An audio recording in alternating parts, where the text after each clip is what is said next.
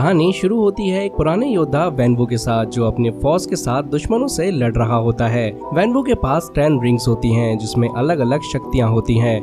ये रिंग्स अपने मालिक के नेचर के हिसाब से रिएक्ट करती हैं और ये रिंग्स उसके हाथों में ब्लू कलर की होती हैं और वैनवू की मदद करती हैं दुश्मनों को हराने में। इनमें एंशिएंट पावर्स होती हैं और जो भी इन्हें पहनता है वो अमर हो जाता है। वैनवू ने इन 10 रिंग्स का इस्तेमाल करके कई सालों तक जंग जीती। करीब 1000 सालों तक उसने अपनी ताकतवर टीम बनाई, जिसका नाम भी उसने 10 रिंग्स रखा। इस टीम की मदद से वैनवू ने कई सरकारों, राजा महाराजाओं और बड़े नेताओं को हरा दिया। धीरे धीरे 10 रिंग्स दुनिया भर में मशहूर हो गई। एक दिन वैनवू एक गांव के बारे में सुनता है, जहां मिस्टिकल क्रिएचर्स और एक शक्तिशाली ड्रैगन मौजूद है। ताकत की भूख के कारण वो वहां जाना चाहता है ताकि अपनी शक्तियां और बढ़ा सके, लेकिन रास्ते में एक मैजिकल जंगल उसका रास्ता रोक लेता है।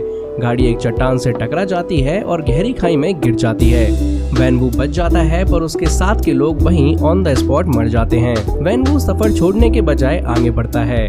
जंगल के बीच उसकी मुलाकात एक गार्डियन यिंगली से होती है। यिंगली उससे वापस जाने के लिए कहती है, पर वैनवू अपनी शक्तियों पर घमंड करता है और उससे लड़ने की चुनौती दे देता है।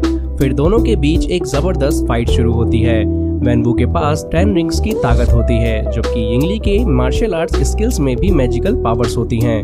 दोनों एक दूसरे को कड़ी टक्कर देते हैं और ऐसा लगता है जैसे यिंगली वैनवू पर भारी पड़ रही हो। इस फाइट के दौरान वैनवू को यिंगली से प्यार हो जाता है। उसने अपनी जिंदगी में कभी भी किसी को अपने जितना ताकतवर नहीं देखा था, पर यिंगली ने उसका नजरिया बदल दिया। पहली बार किसी ने उसे बराबर की टक्कर दी थी और इसी वजह से वैनवू का दिल उस पर आ गया। कुछ वक्त गुजरने के बाद वैनवू और यिंगली शादी कर लेते हैं। फिर कुछ साल बीत जाते हैं और हम देखते हैं यिंगली के छोटे बेटे शैंग-ची को, जिसे उसकी माँ कहानी सुना रही होती है कि कैसे उसके फादर एक महान वॉरियर थे और कैसे उन्होंने उसकी माँ से शादी की और फिर शैंग-ची का जन्म हुआ। यिंगली उसे तालो गांव के द ग्रेट प्रोटेक्टर यानी कि एक बड़े ड्रैगन के बारे में भी बताती है और उसके हाथ में एक लॉकेट देती है जिसमें एक ग्रीन मनी होती है और कहती है, जब कभी भी अंधेरे में फंसोगे ये रोशनी तुम्हें रास्ता दिखाएगी। फिर सीन शिफ्ट होता है प्रेजेंट टाइम में। अब शैंग-ची बड़ा हो चुका है और कैलिफोर्निया में रहता है। उसने अपना नाम बदलकर शॉन रख लिया है और एक दिन उसे अपने घर एक पोस्ट कार्ड मिलता है जिसमें वही ड्रैगन बना होता है जिसका जिक्र उसकी माँ ने बचपन में किया था। अगले सीन में हम देखते हैं कि शॉन एक होटल के बाहर वैलेट की नौकरी कर रहा होता है, गाड़ियाँ पार्क कर रहा होता है और उसकी एक बेस्ट फ्रेंड भी होती है जिसका नाम होता है केटी। रात को दोनों अपने दोस्तों के साथ डिनर पर होते हैं, जहां उनकी एक फ्रेंड उन दोनों का मजाक उड़ाती है। वो कहती है, तुम दोनों इतने टैलेंटेड हो, इतने स्मार्ट हो, तुम्हारे पास अच्छी एजुकेशन भी है, फिर भी तुम एक वैलेट की नौकरी कर रहे हो, यानी कि गाड़ियां पार्क कर रहे हो। लेकिन शैंग-ची और केटी को इस बात से कोई फर्क नहीं पड़ता, क्योंकि दोनों अपनी लाइफ में खुश होते हैं। रात होने पर वो घर जाने का डिसाइड करते हैं, पर इंसल्ट की वजह से थोड़ा अजीब महसूस कर रहे होते हैं। इसी वजह से वो सीधा घर जाने के बजाय एक बार चले जाते हैं। वहाँ दोनों ड्रिंक्स करते हैं, नाचते हैं और मजे करते हैं। फिर अगली सुबह रात भर की मस्ती की वजह से दोनों जॉब के लिए लेट हो जाते हैं, मगर रास्ते में कुछ गुंडे शैंग-ची के ग्रीन लॉकेट को देख लेते हैं और उससे कहते हैं, ये लॉकेट हमें दे दो। शैंग-ची लॉकेट देने से मना कर देता है तो गुंडे जबरदस्ती करने लगते हैं। केटी बीच में बोल पड़ती है, तुम्हें क्या लगता है ये कोई फाइटर है? बेचारा मर जाएगा। लेकिन तभी आता है कहानी में असली ट्विस्ट। शैंग-ची अपने फुल पोटेंशियल से एक एक करके सारे गुंडों को धूल चटा देता है। केटी की आंखें फटी की फटी रह जाती है। उसे लगता है कि जो बंदा उसके साथ पिछले 10 सालों से रह रहा है वो इतने मोटे तगड़े लड़कों को बिना किसी दिक्कत के कैसे हरा सकता है। फिर एंट्री होती है उनके लीडर की, यानी कि रेजर फिस्ट की। उसका एक हाथ कटा हुआ होता है, पर उसके आगे एक डिवाइस लगा होता है जिसमें से एक बड़ी रेजर ब्लेड निकलती है जो एक तलवार की तरह काम करती है। वो शैंग-ची पर वार करता है और दोनों के बीच एक तगड़ी फाइट शुरू हो जाती है। एक तरफ लड़ाई हो रही होती है, दूसरी तरफ एक आदमी अपने फोन से फाइट की लाइव स्ट्रीमिंग कर रहा होता है। इस बीच बस का ब्रेक फेल हो जाता है और ड्राइवर भी गिरकर बेहोश हो जाता है। शैंग-ची केटी से कहता है, तुम बस को संभालो, मैं इनसे निपट लेता हूँ। फाइट के दौरान बस बीच में से डिवाइड हो जाती है। एक पार्ट होता है जिसमें रेजर फिस्ट फाइट कर रहा होता है और दूसरा पार्ट जिसमें सारे पैसेंजर्स होते हैं। केटी किसी तरह बस कंट्रोल करने की कोशिश करती है, मगर ब्रेक फेल होने की वजह से बस बेकाबू हो जाती है। रास्ते में कई गाड़ियों से टकराती है और फिर एक जगह जाकर रुक जाती है। शेंग-ची जब अपने गले की तरफ देखता है तो उससे समझ आता है कि उसका लॉकेट चला गया है। मतलब वो गुंडे जिस काम के लिए आए थे वो उसमें सफल हो गए। ये सब देखकर शेंग-ची को समझ आता है कि ऐसे 2 लॉकेट थे, एक उसके पास और दूसरा उसकी बहन शू शालिंग के पास। अगर वो गुंडे एक लॉकेट लेने के लिए उसके पीछे आए थे तो जरूर उसकी बहन के पीछे भी जाएंगे। इसी वजह से शेंग-ची डिसाइड करता है कि उसे अपनी बहन को बचाने के लिए वापस जाना होगा। केटी कंफ्यूज होकर पूछती है, ये लोग कौन थे, तुमसे क्यों लड़ रहे थे, और सबसे बड़ी बात तुम हो कौन? क्योंकि वो जानती थी कि शॉन एक नॉर्मल बंदा है, उसके अंदर इतनी ताकत कहां से आई। शेंग-ची फाइनली केटी को अपनी असल जिंदगी के बारे में बता देता है। वो कहता है जिस गुंडों से आज उसने फाइट की उनको उसके फादर ने भेजा था ताकि वो उसका लॉकेट ले सके, और अब वो लोग डेफिनेटली उसकी बहन के पास भी जाएंगे क्योंकि उसके पास भी एक लॉकेट है। ये सुन के केटी शॉक हो जाती है क्योंकि उसे तो ये पता तक नहीं था कि शेंग-ची की कोई सिस्टर भी है। फिर दोनों मकाऊ के लिए निकल जाते हैं क्योंकि शू शालिंग वहाँ रहती है। प्लेन में केटी फिर से पूछती है कि तुम इतने अच्छे फाइटर कैसे बने। शेंग-ची फिर बताता है कि जब उसकी माँ की डेथ हुई तो उसके फादर वैनवू ने उसे ट्रेन करना शुरू कर दिया। उसकी लाइफ सिर्फ ट्रेनिंग और फाइट्स में ही निकल गई। जब वो 14 साल का हुआ तो उसके फादर ने उसे उसका पहला मिशन दिया पर वो कंप्लीट नहीं कर पाया। उसको लगा कि घर वापस जाना सही नहीं होगा, इसलिए वो घर छोड़कर चला गया और कभी वापस नहीं आया। फिर सीन मकाऊ पर शिफ्ट होता है जहाँ केटी फर्स्ट टाइम यूएस से बाहर आई होती है। वो मकाऊ देखकर काफी एक्साइटेड हो जाती है।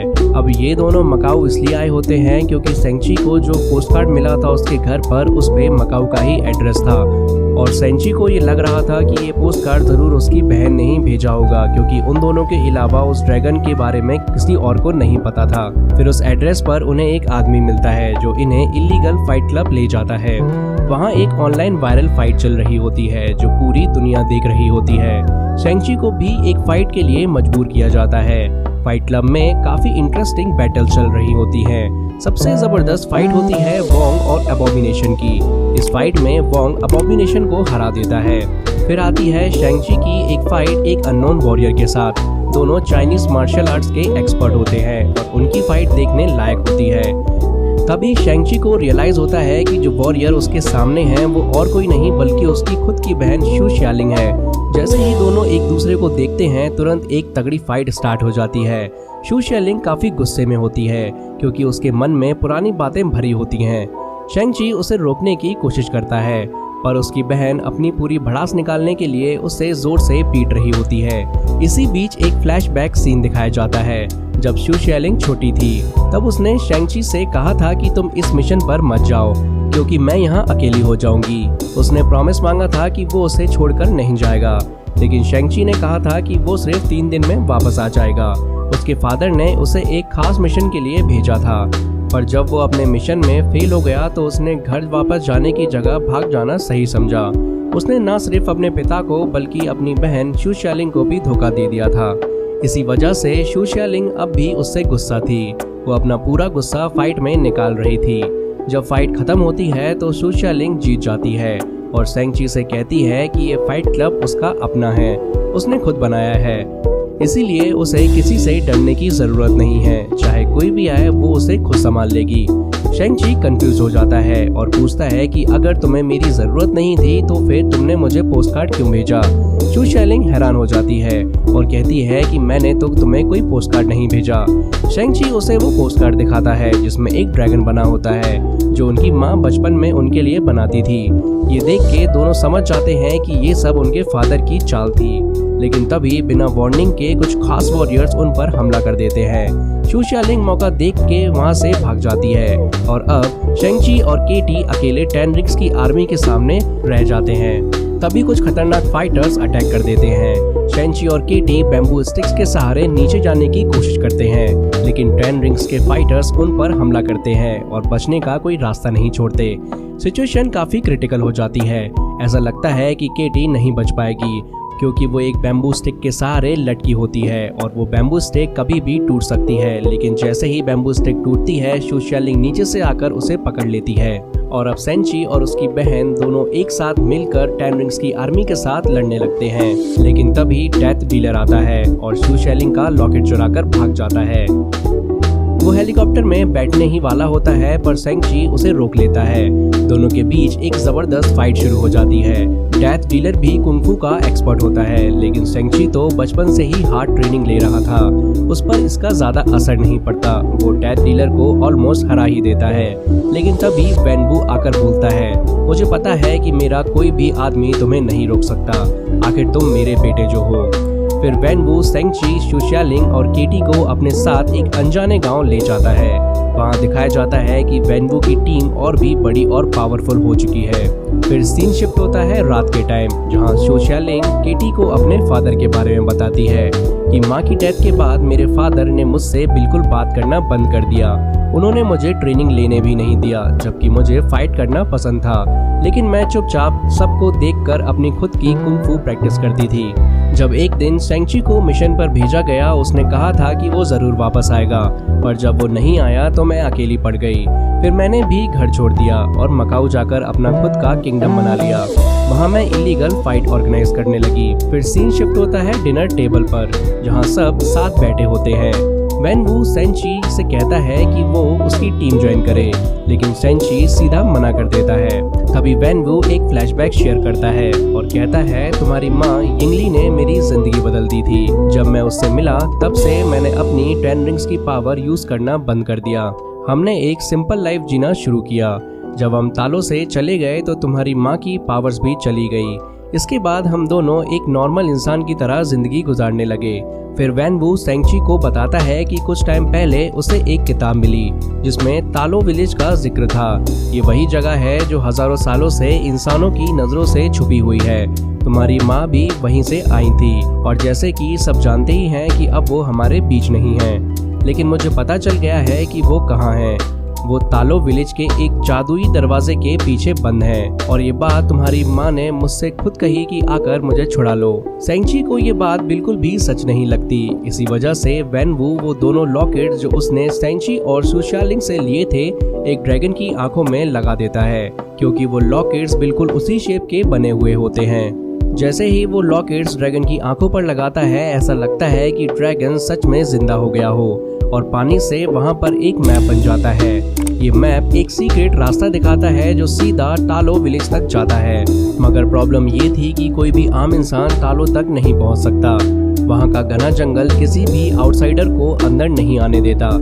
अगर कोई जबरदस्ती अंदर आने की कोशिश भी करता है तो जंगल के पेड़ उसे वहीं मार देते हैं। लेकिन साल में एक दिन ऐसा होता है जब ये रास्ता सीधा हो जाता है, और वो दिन बस 3 दिन बाद आने वाला है। वेनवू डिसाइड कर लेता है कि 3 दिन बाद वो अपनी पुरानी टीम लेकर तालो विलेज जाएगा और अपनी वाइफ को छुड़ाकर वापस लाएगा, और अगर किसी विलेजर ने उसे रोका तो वो पूरे विलेज को ही जलाकर राख कर देगा। सेंगची को ये बात सुनकर बहुत गुस्सा आता है। वो अपने फादर को रोकने की कोशिश करता है, मगर वेनवू नहीं मानता। दोनों के बीच एक फाइट हो जाती है। गुस्से में आकर वेनवू सेंगची, शुशियालिंग और केटी को एक जेल सेल में डाल देता है। अब इस सेल में ऑलरेडी एक बंदा मौजूद होता है जिसका नाम होता है ट्रेवर, और इसे हमने आयरन मैन 3 मूवी में देखा था। ट्रेवर बताता है कि वेनवू ने मुझे यहाँ कैद किया था, पर अब मैं यहाँ ठीक हूँ। वो सेंगची को एक्सप्लेन करता है कि कुछ लोगों ने नकली 10 रिंग्स बनाकर आयरन मैन के अगेंस्ट एक वार छेड़ दी थी, लेकिन टोनी स्टार्क ने मुझे पकड़वा दिया था। फिर मुझे वेनवू ने छुड़वा दिया क्योंकि उसे लगा कि मेरे पास कुछ स्पेशल पावर्स हैं, पर मैं तो बस एक छोटा सा कलाकार हूँ। जब मैंने उनको अपनी एक्टिंग दिखाई तो वो मुझसे काफी इम्प्रेस हो गए और मुझे अपने साम्राज्य में रख लिया। उस सेल में एक मैजिकल क्रिएचर भी होता है जो अब तक ट्रेवर का पेट बन चुका होता है। इसका नाम मॉरिस होता है, जो काफी सुंदर और रंगीन है, मगर इसका कोई सर नहीं है। इस वजह से ये बोल नहीं सकता, लेकिन ट्रेवर को इसकी भाषा समझ आती है। जब सेंगची और उसके दोस्तों की नजर मॉरिस पर पड़ती है तो वो डर जाते हैं। तभी ट्रेवर उन्हें बताता है कि ये क्रिएचर उनकी माँ के साथ रहता था। ये तालों से आया है और अब अपने घर वापस जाना चाहता है। इसीलिए मॉरिस सेंगची को तालों का रास्ता दिखाने के लिए तैयार हो जाता है। लेकिन सेंगची समझ चुका था कि अगर उसके पिता की टीम यानी 10 रिंग्स उस गांव तक पहुंच गई तो वो सब कुछ तबाह कर देंगे, इसलिए उसका वहां पहले पहुंचना जरूरी था। अब ये सभी मॉरिस और ट्रेवर के साथ वहां से निकलने की प्लानिंग करते हैं। वो अपने पिता के कंपाउंड से गाड़ी चुराकर जेल से भाग जाते हैं। रास्ते में वेनवू के आदमी उन्हें रोकने की कोशिश करते हैं, लेकिन सेंगची अपनी ड्राइविंग स्किल से सबको चकमा देकर वहां से निकल जाता है। इन सब को वेनवू अपने सीसीटीवी पर देख रहा होता है। उसे बहुत गुस्सा आता है और वो अपनी टीम को विलेज पर अटैक करने के लिए तैयार कर देता है। रास्ते में शेंग-ची मॉरिस से पूछता है कि ये जंगल कैसे क्रॉस करेंगे, क्योंकि ये एक जादू वाला जंगल है। ट्रेवर कहता है कि वो इस जगह को 19% जानता है। शेंग-ची मजाक में कहता है, वाह 90% से तो हम वहाँ जल्दी पहुँच जाएंगे। ट्रेवर तुरंत कहता है, मैंने 90 नहीं 19 बोला था। काफी मुश्किलों के बाद ये लोग एक झरने तक पहुंच जाते हैं, जहां से निकलने के बाद उन्हें एक मैजिकल विलेज दिखाई देता है, जिसमें कई अलग अलग अजीब और सुंदर क्रिएचर्स होते हैं। ये नज़ारा देखने में बहुत सुंदर लगता है। फिर ये लोग विलेज के अंदर पहुंचते हैं, जहां के एल्डर्स ऑलरेडी इनका रास्ता रोके खड़े होते हैं। वो कहते हैं कि जितनी जल्दी हो सके यहाँ से तुरंत चले जाओ। तभी एक लेडी आती है जिसका नाम जियांग नान होता है। वो यिंगली की बहन होती है, यानी कि शेंग-ची और शू शालिंग की मौसी। जियांग एल्डर से कह देती है कि इन सबको यहाँ रुकने की अनुमति मिलनी चाहिए, क्योंकि ये लोग बहुत मुश्किलों से यहाँ तक पहुँचे हैं। शेंग-ची उन्हें बताता है कि उसके पिता, जिनके पास 10 रिंग्स की शक्ति है, इस विलेज की तरफ आ रहे हैं। उन्हें लगता है कि उसकी माँ यिंगली अब भी जिंदा है और वो उन्हें लेने के लिए यहाँ आने वाले हैं। मगर हमें पता है कि एक छोटी सी लड़ाई में उन्होंने खुद को कुर्बान कर दिया था। लेकिन मेरे पिता इस बात को नहीं मानते। अगर उन्हें मेरी माँ नहीं मिली तो वो पूरे विलेज को खत्म कर देंगे। जियांग नान सबको तालों की हिस्ट्री बताती है। वो कहती है कि हजारों साल पहले एक ड्वेलर इन डार्कनेस नाम का बड़ा राक्षस यहाँ हमला कर चुका था। उसका काम लोगों की आत्मा को चुरा लेना था। एक दिन उसकी पूरी आर्मी ने विलेज को तबाह कर दिया और इंसानों की दुनिया पर भी अटैक करने का प्लान बनाया। उस राक्षस को रोकने के लिए हमारे पूर्वजों ने 11 वॉरियर्स की एक टीम भेजी थी, मगर ड्वेलर इन डार्कनेस की डार्क पावर्स के सामने वो टिक नहीं पाए। तब हमारे द ग्रेट प्रोटेक्टर यानी कि ड्रैगन ने अपनी शक्तियों से उसे एक बड़े जादू वाले दरवाजे के पीछे कैद कर दिया। तब से लेकर आज तक वो राक्षस उसी दरवाजे के पीछे बंद है। हम सब यहाँ टालो विलेज में इस दरवाजे की रक्षा कर रहे हैं ताकि वो दोबारा न खुल सके। जियांग नान उन्हें ये भी बताती है कि ड्वेलर इन डार्कनेस तुम्हारे पिता को भ्रम में डाल रहा है। वो तुम्हारी माँ के रूप में उन्हें बुला रहा है ताकि वो उस दरवाजे को तोड़ दें, क्योंकि अगर एक बार ये ड्वेलर इन डार्कनेस इस दुनिया में फिर से आ गए तो उन्हें कोई नहीं रोक सकता। ये सुनकर सबको ये समझ आ जाता है कि उस बड़े दरवाजे को सिर्फ 10 रिंग्स की शक्ति तोड़ सकती है, वरना वो दरवाजा कभी नहीं खुलेगा। इसके बाद जियांग नान उन्हें विलेज का टूर करवाती है और वहाँ के लोगों से मिलवाती है। साथ ही उन्हें वहाँ के कुछ वेपन्स भी दिखाती है, जैसे स्पीयर्स, रोप्स, चक्रास और अलग अलग तरीके के हथियार। फिर जियांग नान शेंग-ची और शू शालिंग को उनकी माँ का एक गिफ्ट देती है। ये गिफ्ट एक खास टालो विलेज की ड्रेस होती है जो सिर्फ वहाँ के वॉरियर्स पहनते हैं। इसके बाद ये तीनों वॉर की ट्रेनिंग शुरू कर देते हैं। शू शालिंग को एक रस्सी में लगा नुकीला वेपन दिया जाता है जो दूर से अटैक करने में काफी पावरफुल था। केटी को एक तीर धनुष मिलता है। फिर बारी आती है शेंग-ची की। वो देखता है कि उसकी मौसी बहुत ही अच्छी फाइटर हैं। शेंग-ची उनसे कहता है, क्या आप मुझे ये कला सिखा सकती हैं? जियांग नान उसकी ट्रेनिंग शुरू करती है। ट्रेनिंग के दौरान शेंग-ची को पता चलता है कि उसके पिता वेनवू को पहले इस विलेज में एंट्री नहीं दी गई थी। विलेज के एल्डर्स ने मना कर दिया था क्योंकि उन्हें लगता था कि वेनवू इस जगह के लायक नहीं है। इसी वजह से उन्होंने यिंगली और वेनवू दोनों को विलेज छोड़कर जाने के लिए कह दिया था। मगर क्योंकि यिंगली वेनवू से प्यार करती थी, इसीलिए उसने अपने विलेज को छोड़ने का फैसला कर लिया। दोनों की शादी हो गई और वेनवू ने अपनी 10 रिंग्स उतार दी। उन्होंने एक आम इंसानों की तरह जीना शुरू कर दिया। मगर वेनवू के हजारों दुश्मन थे। जब वो घर पर नहीं था तब कुछ दुश्मनों ने यिंगली पर हमला कर दिया। उस वक्त छोटा शेंग-ची भी वहाँ था, पर उसकी माँ ने उससे कहा कि दूर रहो, मैं सबको हैंडल कर लूंगी। मगर उस लड़ाई में यिंगली मारी गई। जब वेनवू वापस आया और उसने अपनी वाइफ को मरा हुआ पाया तो उससे वो रहा नहीं गया।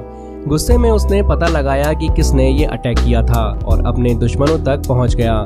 अब वेनवू ने अपनी 10 रिंग्स वापस पहन ली थी और अब वो अपने बेटे शेंग-ची को भी अपने साथ ले गया। अपने बेटे के सामने उसने अपने दुश्मनों को सजा दी और उसे एक ही बात सिखाई कि अगर तुम मजबूत नहीं बनोगे तो दुनिया तुम्हें मिटा देगी। वेनवू ने देखा कि एक किराए का गुंडा उनके घर तक पहुंच गया था। इसी वजह से उसने डिसाइड किया कि वो अपने बेटे शेंग-ची को ट्रेन करेगा। उसका सोचना था कि जब शेंग-ची बड़ा होगा तो वो अपनी माँ का बदला ले सकेगा। यही शेंग-ची का पहला मिशन था जो उसके फादर ने उसे दिया था। फिर सीन शिफ्ट होता है रात के टाइम। शेंग-ची अकेला बैठा होता है, तभी केटी वहाँ आ जाती है। शेंग-ची उसे बताता है कि उसने अपनी माँ के कातिल को मार दिया था, मतलब वो अपने मिशन में सक्सेसफुल हो गया था। मगर उसकी माँ ने कहा था कि किसी की जान लेना सही नहीं होता, सेल्फ डिफेंस अलग बात होती है, पर जानबूझकर किसी को मार देना गलत होता है। इसी बात का गिल्ट शेंग-ची के अंदर था, इसलिए मिशन कंप्लीट करने के बाद भी उसने वापस घर जाना सही नहीं समझा और घर से भाग गया। अगले दिन सुबह वॉरियर्स फाइट के लिए तैयार होते हैं और साथ ही मैजिकल क्रिएचर्स भी दिखते हैं। तब तक शेंग-ची और सु शाओलिंग ने अपनी फाइटिंग कॉस्ट्यूम्स भी पहन ली होती है। केटी को इस वॉर के लिए चूज नहीं किया जाता क्योंकि वो अभी तक तैयार नहीं थी। तभी वैन वू अपनी 10 रिंग्स आर्मी के साथ वहां पहुंचता है। विलेज के एल्डर्स उसे रोकने की कोशिश करते हैं, पर वैन वू गुस्से में बोलता है, चुप हो जा बुड्ढे, मैंने तेरी जितनी नहीं तेरे से 10 गुना ज्यादा जिंदगियां जी हैं। मैं तुझसे बड़ा हूँ, इसलिए तमीज से बात कर। फिर दोनों तरफ की आर्मी एक दूसरे पर टूट पड़ती है और जबरदस्त फाइट शुरू हो जाती है। वैन वू की टीम भी स्ट्रॉन्ग थी, पर टालो के वॉरियर्स के पास भी पावरफुल वेपन्स थे जो उन्हें ज्यादा स्ट्रॉन्ग बना रहे थे। इसी बीच वैन वू सीधा उस जगह पहुंचता है जहां एक बड़ा दरवाजा होता है। उसी दरवाजे के पीछे से हमेशा उसे अपनी पत्नी यिंगली की आवाज सुनाई देती थी, लेकिन जैसे ही वैन वू आगे बढ़ता है उसका रास्ता शेंग-ची रोक लेता है। वैन वू कहता है, मेरे रास्ते से हट जाओ। शेंग-ची जवाब देता है, आप जानते हो कि आप मुझे हरा सकते हो, पर एक बात आपको भी माननी पड़ेगी कि उस दरवाजे के पीछे माँ नहीं है। उस दरवाजे के पीछे ऐसे खतरनाक दैत्य हैं जो लोगों की आत्मा खा जाते हैं। अगर ये दरवाजा एक बार खुल गया तो ना जाने कितने ही दैत्य हमारी दुनिया में आ जाएंगे और सब कुछ बर्बाद कर देंगे, कोई भी नहीं बचेगा। लेकिन वैन वू इस बात को नहीं मानता और शेंग-ची के साथ उसकी जबरदस्त फाइट शुरू हो जाती है। वैन वू अपनी 10 रिंग्स की पावर से शेंग-ची पर अटैक करता है, जिस वजह से शेंग-ची पानी में गिर जाता है। फिर वैन वू सीधा उस दरवाजे के पास जाकर जोर जोर से मुक्के मारने लगता है और फाइनली वो उसमें कामयाब हो जाता है। जैसे ही दरवाजा खुलता है, अंदर से बड़े बड़े ट्वेलर इन डार्कनेस दैत्य बाहर आने लगते हैं। ये देखकर रेजर फिस्ट और जिंगनान भी डर जाते हैं। जिंगनान सबको समझाती है कि अगर दोनों टीम्स एक दूसरे से लड़ते रहे तो ये दैत्य हमारा फायदा उठाकर सबको खत्म कर देंगे, इसलिए सभी को मिलकर उनका सामना करना होगा। फिर दोनों टीम्स मिलकर एक साथ दैत्यों से लड़ने लगती हैं। इसी बीच शेंग-ची पानी के अंदर गहराई तक पहुंच चुका होता है, जहां उसकी मुलाकात द ग्रेट प्रोटेक्टर यानी कि ड्रैगन से होती है। ड्रैगन उसकी जान बचाकर उसे वापस सरफेस पर ले आता है। अब शेंग-ची और द ग्रेट प्रोटेक्टर मिलकर दैत्यों से फाइट करने लगते हैं। जिंगनान शेंग-ची से कहती है कि जल्दी जाकर अपने फादर को रोको, क्योंकि अगर सबसे बड़ा दैत्य बाहर आ गया तो कोई भी उसके सामने नहीं टिक पाएगा। शेंग-ची बिना टाइम वेस्ट किए वैन वू के पास पहुंचता है और दोनों की फाइट दोबारा स्टार्ट हो जाती है। पर इस बार ट्विस्ट ये था कि शेंग-ची अपनी माँ की फाइटिंग स्टाइल यूज करता है, बिल्कुल वैसे ही जैसे कभी उसकी माँ ने वैन वू को हराया था। इस नई स्ट्रेटेजी से शेंग-ची वैन वू पर भारी पड़ने लगता है। एक मोमेंट आता है जब 10 रिंग्स का कंट्रोल धीरे धीरे शेंग-ची के हाथ में आने लगता है और तब एक और बड़ा चेंज होता है। रिंग्स का कलर ब्लू से गोल्डन हो जाता है, मतलब अब इन रिंग्स की असली पावर को शेंग-ची कंट्रोल कर लेता है। वैन वू अंदर से जानता था कि 10 रिंग्स का असली हकदार एक ऐसे इंसान को बनना चाहिए जो इनकी शक्ति को संभाल सके, और उसका बेटा शेंग-ची वाकई इन रिंग्स की पावर को समझने और सही तरीके से यूज करने लायक था। इसीलिए वैन वू लड़ाई छोड़ देता है और खुद हार मान लेता है। लेकिन तभी एक बड़ा ड्वेलर इन डार्कनेस वैन वू पर हमला कर देता है। एक शक्तिशाली दैत्य उसका गला पकड़ लेता है और धीरे धीरे उसकी आत्मा खींचने लगता है। शेंग-ची ड्रैगन की मदद से उस ड्वेलर इन डार्कनेस को खत्म कर देता है, मगर तब तक देर हो चुकी होती है। वैन वू वहीं पर अपनी आखिरी सांस लेता है और उसकी कहानी खत्म हो जाती है। इससे पहले शेंग-ची को समझ पाता सबसे बड़ा ड्वेलर इन डार्कनेस अब पूरी तरह से आजाद हो चुका होता है।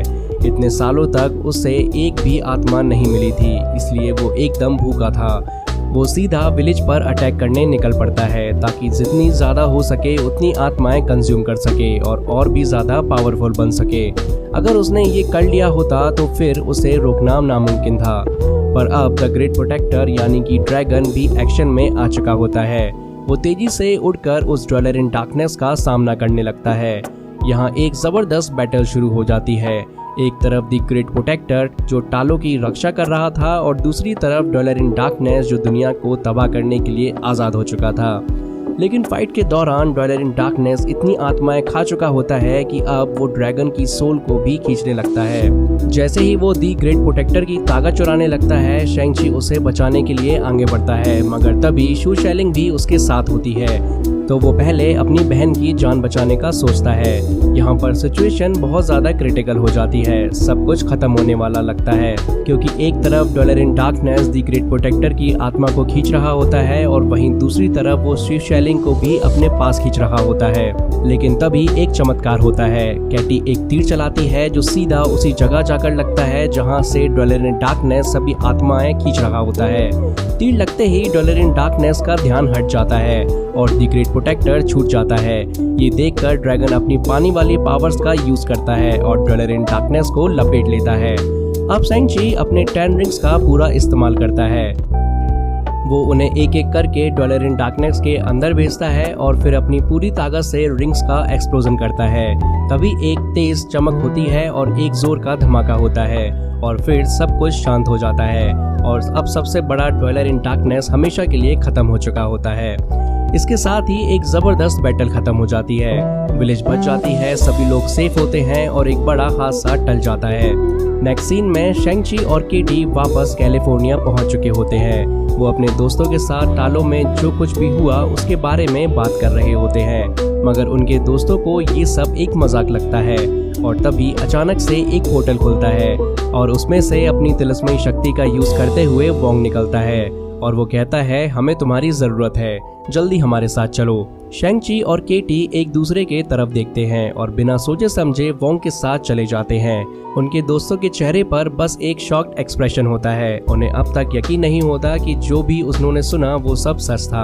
फिर मूवी के पोस्ट क्रेडिट सीन में वोंग शेंग-ची को बताता है कि उसके पास हर एक पावरफुल आर्टिफैक्ट की जानकारी है, पर इतनी पुरानी किताबें देखने के बावजूद भी 10 रिंग्स के बारे में कोई इन्फो नहीं मिल रहा।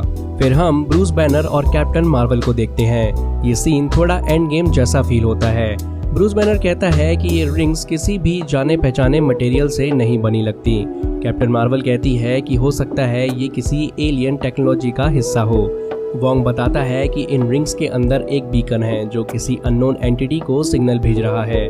जब पहली बार इनका यूज हुआ तब किसी अननोन सोर्स को इसका सिग्नल मिला था। इसके बाद मूवी के लास्ट क्रेडिट सीन में हम देखते हैं कि अब शू शेलिंग जिसने 10 रिंग्स को खत्म करने का सोचा था, अब उसकी नई लीडर बन चुकी है। अब वहाँ सिर्फ मेल वॉरियर्स नहीं बल्कि फीमेल वॉरियर्स भी हैं।